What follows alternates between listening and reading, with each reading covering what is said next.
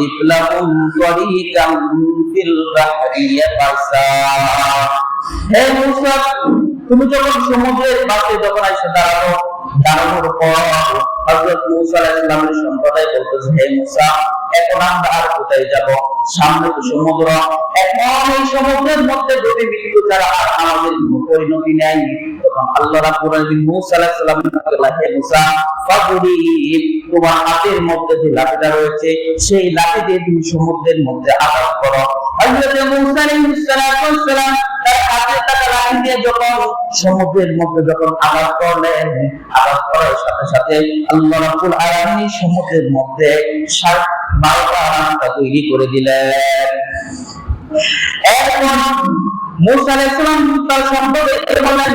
এইবার তোমরা এই 12টা রাস্তা দিয়ে তোমরা পার হয়ে নদীর ওই পারে চলে যাও সম্প্রদায় যখন এই রাস্তা দিয়ে পার হচ্ছে আর পিছন থেকে ভয় করছে ফেরাউনের সম্প্রদায় ফেরাউনের দলবল নাই তাদেরকে আবার আক্রমণ করে তখন আল্লাহ রাব্বুল আলামিন পরবর্তী আয়াতে জানায় দিলেন লা তাখাফু দারাকান ওয়া লা তাখশা হে মূসা তুমি ভয় করো না তোমার দল বল নিয়ে তুমি সমুদ্র পার হয়ে তুমি অপর পারে চলে যাও ফেরাউন তোমাদেরকে আক্রমণ করবে সেই ভয় তোমরা করো না সেই আশঙ্কাও তুমি করো না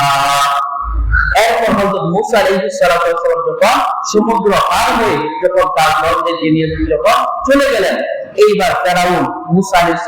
সালামের পিছন পিছন যখন ছুটতেছিলেন তখন তারা ছুটে এই সমুদ্রের পারে আইসা যখন দাঁড়াইলেন দাঁড়ানোর পরে ফেরাউন দেখলেন এত সুন্দর 12টা রাস্তা তখন ফেরাউন তার দলদেরকে বলতেছে দেখছো আমার কি কারিশমা আমার কি মুজিজা আমি মাত্র আসলাম আসার সাথে সাথে সমুদ্রের মধ্যে 12টা রাস্তা হয়ে গেছে তখন ফেরাউন তার সম্প্রদায়কে বলতেছে চলো আমরা এই 12টা রাস্তা দিয়ে আমরা পার হয়ে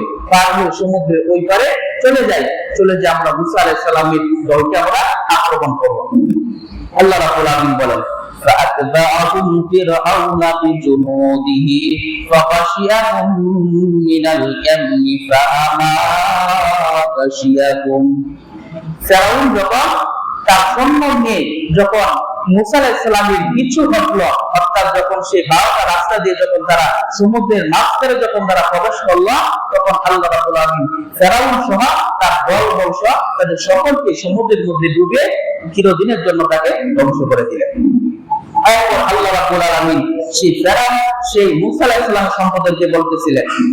ইয়া বানি ইসরাঈল কাদ আনজাইনাকুম মিন আদুবিকুম হে বনি ইসরাঈল আমি কি তোমাদেরকে রক্ষা করি নাই আমি কি তোমাদেরকে সেই ফেরাউনের অত্যাচার থেকে ফেরাউনের নির্যাতন থেকে আমি তোমাদেরকে রক্ষা করি নাই আর অবশ্যই তোমাদেরকে সেই ফেরাউনের সম্প্রদায় থেকে রক্ষা করেছি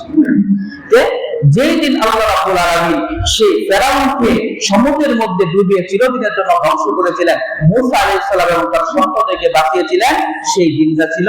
ইয়াউমুল আশুরা অর্থাৎ মুহররমের 10 তারিখ